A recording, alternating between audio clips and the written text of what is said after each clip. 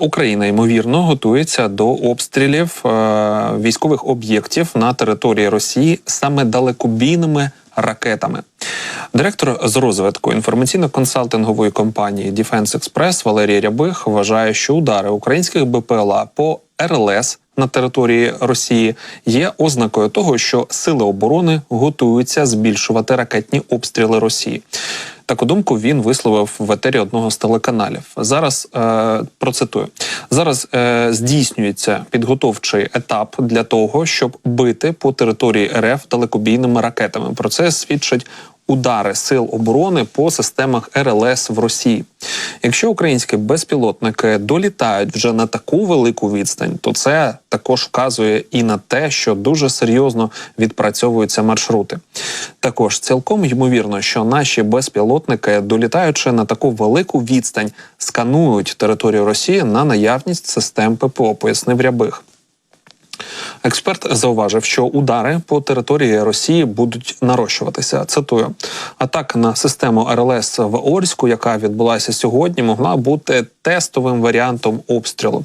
Оскільки безпілотники мають не таке велике бойове навантаження. Втім, такі точкові удари можуть завдати великих збитків Росії.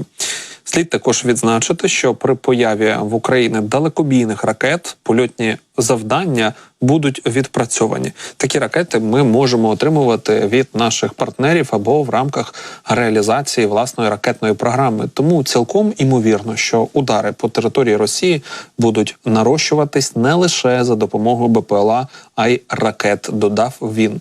І в цьому контексті ми можемо з вами просто уявити, що буде, коли нам нададуть літаки F-16.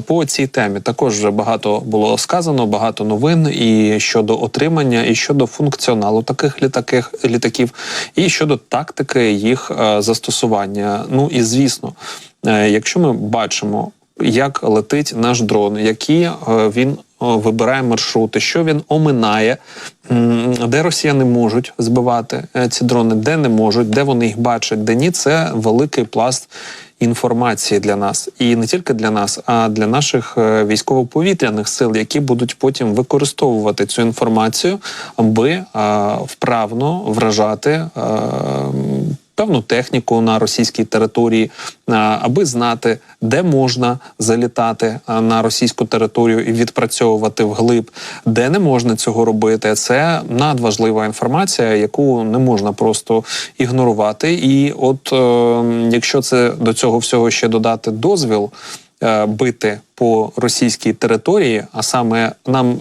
не важливо бити саме по російській території, нам важливо знаходити військові об'єкти, які обстрілюють Україну і завдають їй шкоди, і знищувати їх. Неважливо, де вони знаходяться, чи на нашій території, чи на їх території.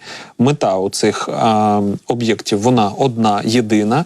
Всі це розуміють, тому питань в цьому контексті виникати не може. І от коли цей дозвіл буде, і коли ми зберемо цю всю інформацію і ці потужності, то це буде цікава картина. Я думаю, що ми з вами повернемося і не один раз до обговорення і результатів роботи, і взагалі до обговорення цієї теми.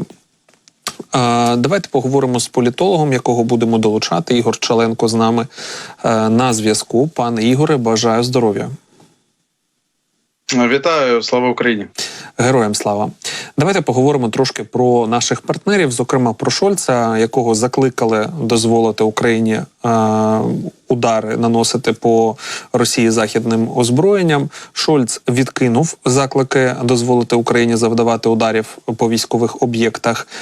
За його словами, є чіткі правила, які були узгоджені з Україною і які працюють. От Швеція тут правильно сказала. Згідно з міжнародним правом, Україна має право захищатися шляхом військових дій, спрямованих на територію противника, за умови, що військові дії відповідають законам війни. Тож в чому проблема наших партнерів глобального світу, якщо дійсно ми говоримо в площині якогось закону, і Швеція, в принципі, собі дозволяє говорити на такій мові і приводить якісь конкретні приклади, то чим тоді керується, от, наприклад, пан Шольц, коли не хоче слідувати цьому, закриває очі і каже, що ні, у нас тут якісь особливі домовленості, начебто він не розуміє, від чого він нас відвертає, від яких можливостей, і що це взагалі несе, його слова, його відмова для нас. Ну, передусім я хочу нагадати, що право України на самооборону продиктоване 51 статтею Статуту ООН.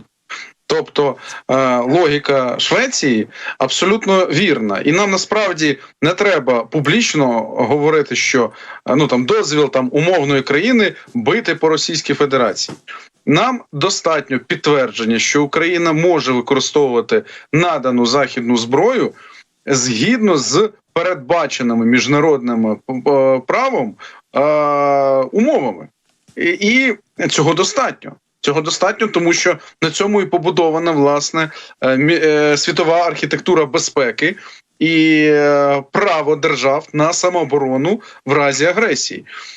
В нинішній ситуації, звичайно, ми розуміємо, що канцлер Шольц, він просто боїться, очевидно, цього прямого зіткнення з Російською Федерацією.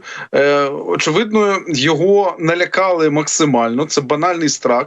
Мені важко сказати, що це є якийсь логічний розрахунок. Ні, це просто страх конкретно перед Російською Федерацією. Очевидно, лобісти Москви, які досі активно працюють у Німеччині, доносять безпосередньо до пана Шольца різні лякалки, що може бути у разі застосування тієї чи іншої зброї.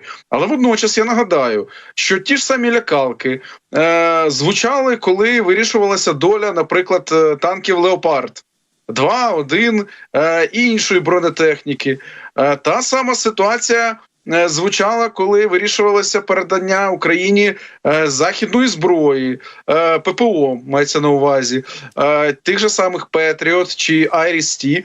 Але ця зброя, оборонна зброя, надана Україні і продовжує надаватися Німеччиною. І якось я не бачу прямого зіткнення Німеччини з Російською Федерацією. Тобто ці умовні червоні лінії, які сам собі малює Шольц або намалювали лобісти Москви для нього, вони є фіктивними, вони є несправжніми і нікчемними. Тому, звичайно, я розумію, що в майбутньому все рівно Німеччина прийде до рішення, що необхідно дозволити Україні застосування зброї по об'єктах агресора на його власній території. Ті об'єкти, які безпосередньо задіяні у війні проти України, обслуговують російські ВПК і, відповідно, окупаційну армію. Я думаю, що схожа ситуація, можливо, буде мати і з точки зору Таурусів і їх передачі. Зрозуміло, що Шольц на даний момент не готовий, але війна розвивається в динаміці, і сам Шольц показав приклад того, як позиція Німеччини теж змінюється в динаміці.